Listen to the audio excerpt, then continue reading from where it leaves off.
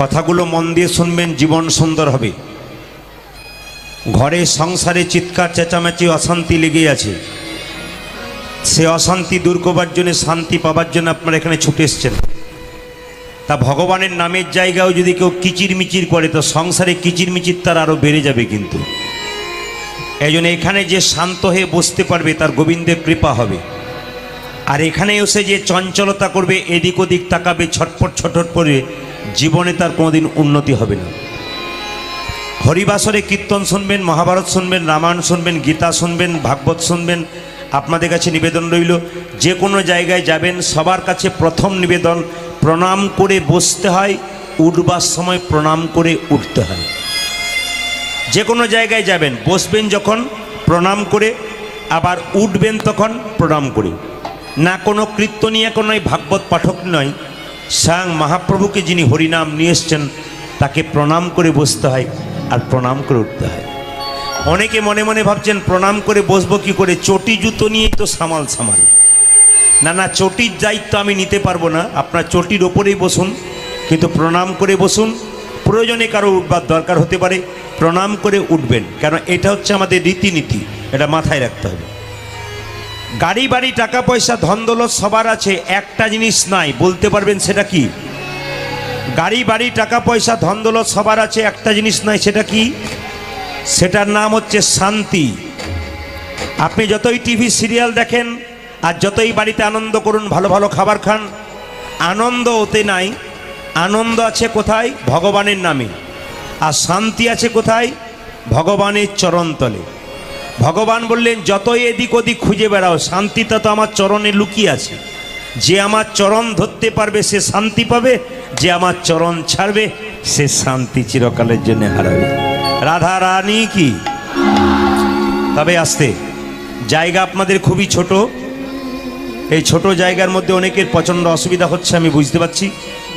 আমি কালকে ছিলাম ত্রিপুরা, একবারে বাংলাদেশের বর্ডার। আপনাদের কলকাতা দমদম এয়ারপোর্ট থেকে প্লেনে গিয়েছিলাম, তো ওখানে রাধা গোবিন্দ সেবাশ্রমে কীর্তন হচ্ছিল।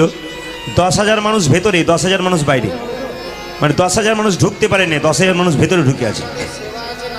আর আমার কীর্তনের সময় ডিস্টার্বটা একটা হবে, মাইকম্যানের কোথাও গন্ডগোল হবে না। কীর্তন চলাকালীন দেখবেন গন্ডগোলটা আমাদের সময়টাতে হবে, কারণ এই সময়টাতে বেশি ভক্ত হয়, চিৎকার চেঁচামেচি হয়, ওই জন্য মাইকেরও গন্ডগোল হবে, সব কিছুর গন্ডগোল একটু একটু করে দাঁড়াবে, ওগুলো মানিয়ে নেবেন। একটা জোর একবার উলুদ হয়ে দিন, নিতাই গৌর হরি হরি হরি।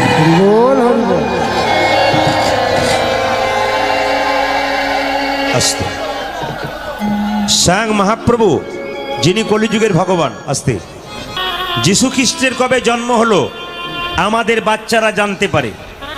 সেদিন বাচ্চাদের জন্য আপনারা কেক কিনে আনেন, খুব আনন্দ করে বলেন আজকে বড়দিন, আজকে যীশু খ্রিস্টের জন্মদিন। এই বাড়িতে বাড়িতে সবাই জানে যীশু খ্রিস্টকে সম্মান দেবেন, প্রত্যেকটি ধর্মকে সম্মান দেবেন, প্রত্যেকটি ধর্ম অবলম্বী মানুষকে সম্মান দেবেন, তবে আপনি ভগবানের আশীর্বাদ পাবেন। আর যদি কাউকে ছোট ভাববেন, নিজেকে বড় ভাববেন, তাহলে আপনার হবে না। সব ধর্মকে সমান সম্মান দিয়ে, সব মানুষকে ভালোবাসা দিয়ে যিনি পথ এগোতে পারেন তার জীবন সুন্দর হয়। বিবাদ যেখানে হয় সেখানে সুন্দর জীবন হয় না, সুবাদ যেখানে হয় সেখানে সুন্দর জীবন হয়। মহাপ্রভু কবে জন্ম নিল আমাদের বাচ্চারা জানতে পারে না। যেদিন বাচ্চাদের জন্য হোলি খেলার জন্য পিচকারি এনে দিন, রং এনে দিন, দিব্যি তো বলেন কাল সকাল থেকে হোলি খেলবি, একবারও বলেন আজকে কার জন্ম হয়েছে? স্বয়ং মহাপ্রভু দোল পূর্ণিমার দিন এসেছিলেন। যে যেখানে বসে আছেন তত্ত্বগুলো শুনবেন। যে উৎসবের পেছনে যাত্রা লেখা আছে সেই উৎসবের সময় ভগবান বাড়িতে থাকে না। আমাদের যত উৎসব আছে একটু হিসাব করে বলুন, সেই উৎসবের পেছনে যাত্রা লেখা আছে, সেই সময় ভগবান ঘরে থাকে না, মন্দিরে থাকে না, বাইরে যায়। যেমন রাস যাত্রা, বলুন গোবিন্দ মন্দিরে থাকে না ব্রজগোপীদের সঙ্গে রাসলীলা করার জন্য বাইরে বেরিয়ে আসে। আবার দেখুন দোল যাত্রা, ওই সময় কিন্তু ভগবান মন্দিরে থাকে না, আবির খেলার জন্যে ব্রজগোপীদের সঙ্গে ভক্তদের সঙ্গে মিশে যায়। আবার দেখবেন আপনারা ঝুলন যাত্রা, সব উৎসবের পেছনে যাত্রা আসছে, কিন্তু ঝুলন যাত্রাতে দেখবেন মায়েরা মন্দিরে ভগবান থাকে না, ভগবানকে বাইরে এনে সবাই দোল খাওয়ায়। আবার দেখবেন রথযাত্রা, বলুন জগন্নাথ মন্দিরে থাকে না মন্দির থেকে বেরিয়ে আসে, এ কিন্তু বুঝে নেবেন আপনারা। তাহলে যে উৎসবের পেছনে যাত্রা আছে সেই উৎসবে ভগবান ভেতরে থাকে না, তিনি বাইরে আসেন। যদি রাসযাত্রার সময় রাসলীলায় অংশগ্রহণ করতে পারলেন না, নাচতে পারলেন না, দর্শন করলেন, আপনার লাভ আছে। আপনি জগন্নাথ মন্দিরে গেলেন, রথের দড়ি টানবার সুযোগই পেলেন না, দূর থেকে রথের দড়ি টানা দেখলেন, স্কন্দ পুরাণ বলছে যদি রথের দড়ি টানাটা দেখতেও পারেন, দ্বিতীয় জন্ম আপনার হবে না, গোবিন্দের চরণ প্রাপ্ত হবে। যদি আপনি দোল ঝুলন যাত্রা কয়েকদিন আগে গেল না মায়েরা, তো ঝুলন যাত্রাতে ভগবানকে একটু দোল খাওয়াতে হয়, রাধা গোবিন্দকে দোল খাওয়াতে হয়। তিনটি রসে ভগবানকে ভালোবাসা যায়। এইদিকে একটা সখ্য রস, একটা কি মধুর রস, আর একটা কি বাৎসল্য রস।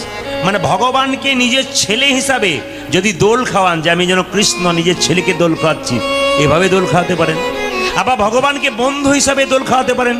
যেমন সখারা বৃন্দাবনে কৃষ্ণকে নিয়ে গিয়ে মাঠে একটা গাছের মধ্যে দড়ি বেঁধে দিব্যি দোল খাওয়াতো সখারা, এটা একটা হতে পারে।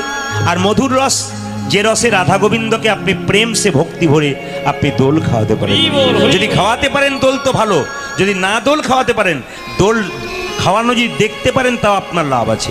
তবে মাথায় রাখবেন আপনারা কথাগুলো, কি না দোল যখন ভগবানকে খাওয়াবেন তখন ভগবানকে কিছু চাইবেন না যে তোমাকে দোল খাওয়াচ্ছি মোটা মোটা দুটো কানের দোল দিয়ে দিও, এটা কিন্তু বলবে না। দোল খাওয়াচ্ছি মানে কি, তোমাকে যত আনন্দ দেবো তত আমার আনন্দ আরও বেড়ে যাবে।